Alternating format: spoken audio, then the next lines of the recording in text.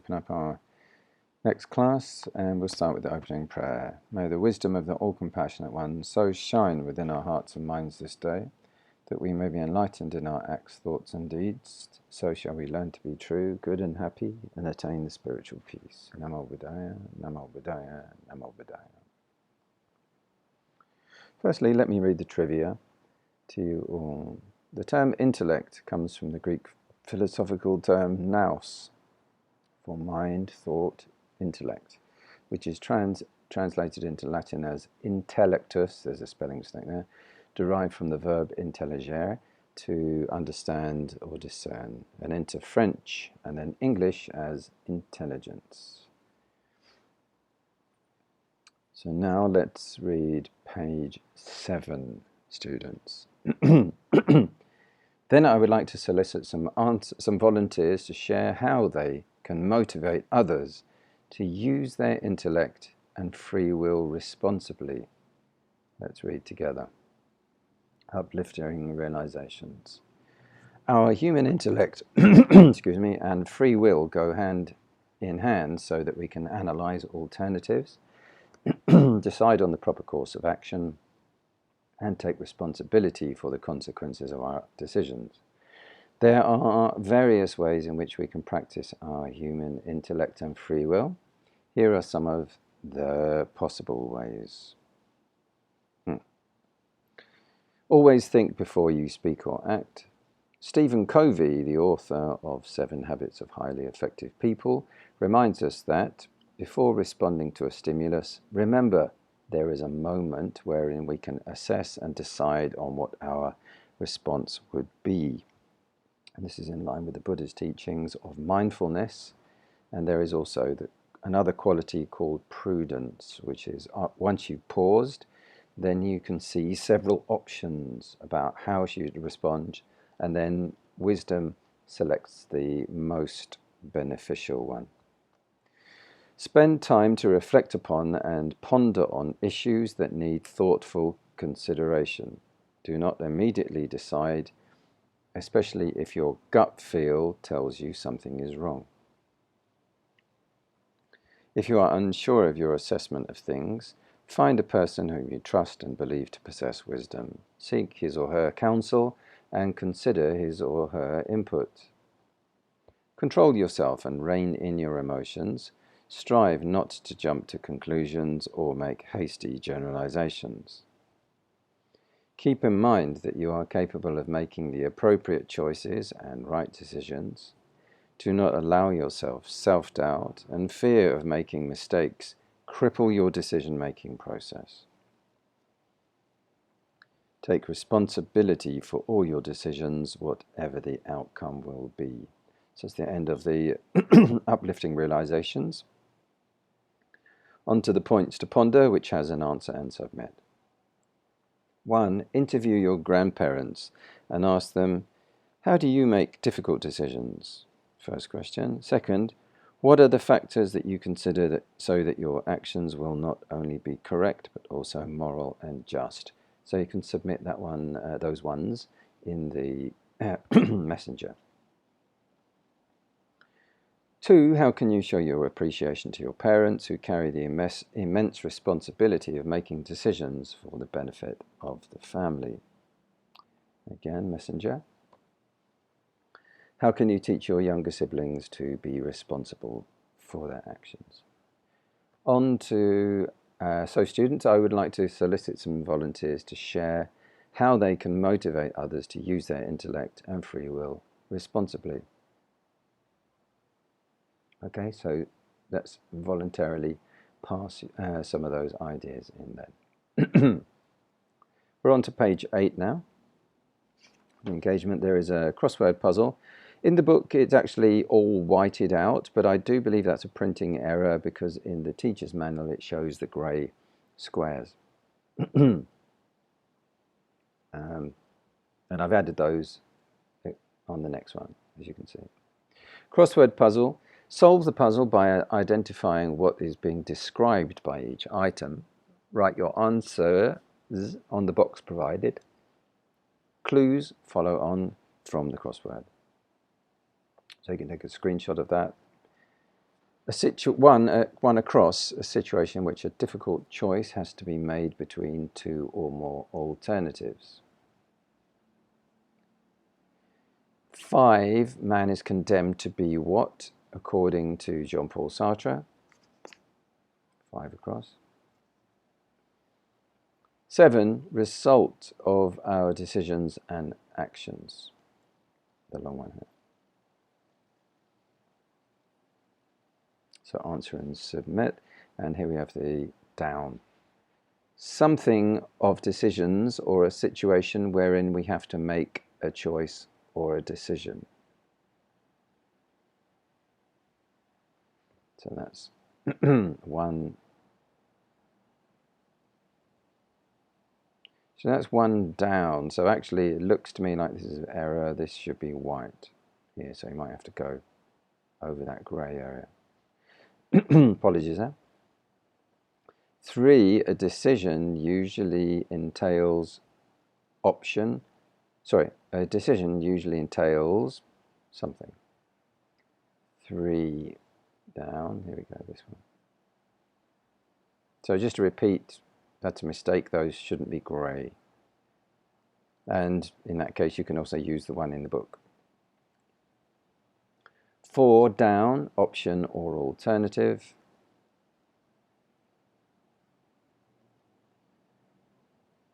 6, a being that has 6 down, a being that has intellect and free will. 3 letters. Okay, answer and submit. B, group poster making. We are all called to be an inspiration to every person that we meet.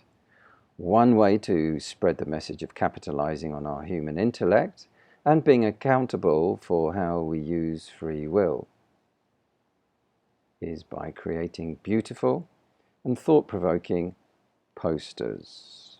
So that's your performance task there. There should be... Oh, it's there. It's added now. So, group poster making. Form groups composed of 5 members and create a cartolina-sized poster that encourages people to use their human intellect in creating positive change in the society, as well as claim responsibility for all their actions and decisions. So the way you're going to do that is to form a messenger group. I can try to help you with that, but I would prefer that you did it on your own. So you're creating a group, and then we're going to have groups of 5 members. Okay, so totally we have 26 people in the class, I see. So 5 groups, and then one of the groups will have 6 people. Okay, situational analysis. They call this also case study. Situation 1, you notice that your friend is sad and gloomy. You find this odd because she is the most intelligent in your batch, the president of the student council, and is the captain of the school's volleyball team. Also,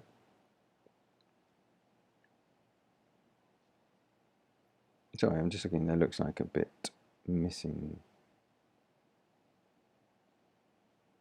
There's a bit missing, so I'm going to read it out now. In fact, what I'll do is I'm just going to text it in, because that otherwise is going to be just confusing. Just one moment, I do apologize. So from this one, we have a volleyball team. And I'm just going to duplicate that one and carry on here. And put in the missing bit, so you're going to see a bit of live editing.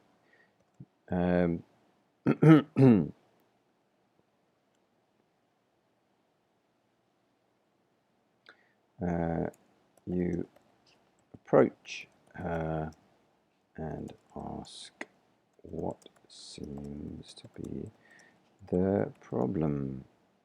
Question mark, it should be, they don't have. She confides to you that a few days ago her father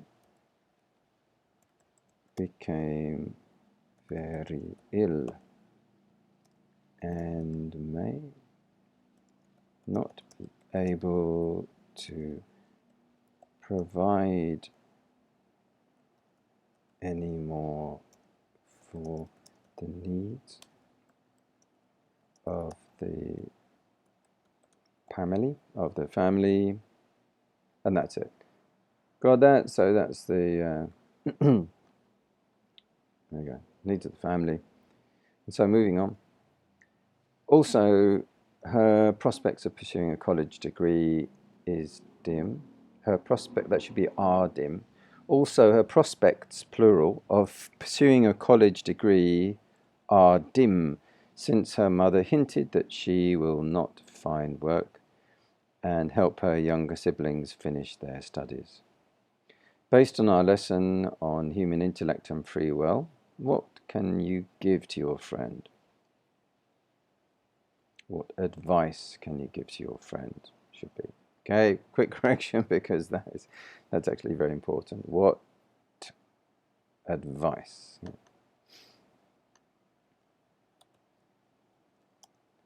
can you give your friend? Okay, possible solution 1, best solution, screenshot, or just screenshot that, but also add text. Second situation, whenever your older sister gets hold of the newspaper, she always looks at the horoscope page and zealously believes that her zodiac sign's prediction for the day. Every weekend she spends money on a fortune teller to get her tarot cards read. Okay, so too much emphasis on chance and destiny. She also consulted a feng shui expert for her home location. She was asked why she believes in horoscope, feng shui, and tarot cards. And she explained that everything we do is based on luck and already predetermined. She uses the horoscope, feng shui, and tarot cards so she can make the right choices and decisions, and thus prevent bad things from happening in her life. How can you help your sister rediscover the significance of free will? Possible solution 1, possible solution 2, best solution. So next we are on to page 10, actually, not 11. Would you mind awfully, because those are both wrong, I'm just going to correct that. This is not correct. Must have been late when I was doing this. Okay, so it refers to page 10 anyway. Oops, and then the next one should be the same thing. Move.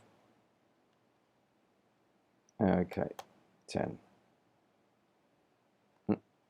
And the next one refers to page 10 too. Okay. And then we're on to page 11. Okay, let's rewind and take it from there, Tommy. Take it away, and possible solution. So here we go. What is the common good? Scaffolding for the performance task. Create a concept map about the human intellect and free will. If possible, include a significant life event wherein you were able to fully utilize your decision-making abilities and explored numerous options available to you. Here, following are some example concept maps with the scoring rubric following. So it's your performance task. It's going to look somewhat like this, or you can do it digitally as well. There's lots of different ways. There's not only one way. These are all similar. They're all drawn with kind of crayon, color pencil, felt tip, fiber tip, that kind of thing. But you can also use a lot of different medias if you want to. Okay, so concept map examples. Here's the rubric. Concept map, unity and purpose. 3 points, 2 points, 1 point. Concept map is high quality. The concepts are highly cohesive and highlighting one another. Output achieves the task objective successfully and convincingly equals 3 points. 2 points, a concept map has an acceptable quality. It is appealing and somewhat skillfully done. The concepts are consistent and supporting one another. The output achieves the task objectives acceptably, but not convincingly and skillfully and appealing. For 2 points, and for 1 point, concept map has a low quality. It is less appealing and unskillfully done. The concepts are unrelated to one another, and the output does not achieve the task's objectives.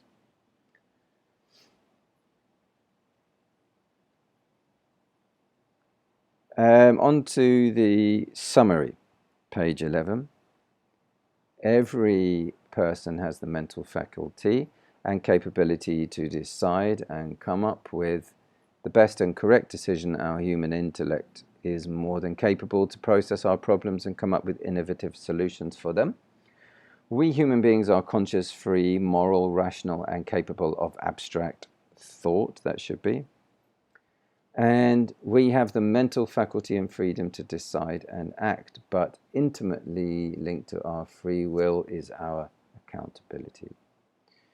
And I am also going to do a little cheeky thing here, which is to gonna do that. And it's the best way to do this. There's one missing, and it's actually quite an important one, so I'm just going to add it in now. We have, let me go back a bit. Let's get rid of the summary box, and then right, we have free will when we view ourselves as agents, not FBI agents, but people who have actions capable of influencing the world in various ways. Okay, so that's the end of those pointers, and then there's one more little thing to go with, and that is where the Saint Thomas Aquinas gave us a quote: happiness is secured through virtue.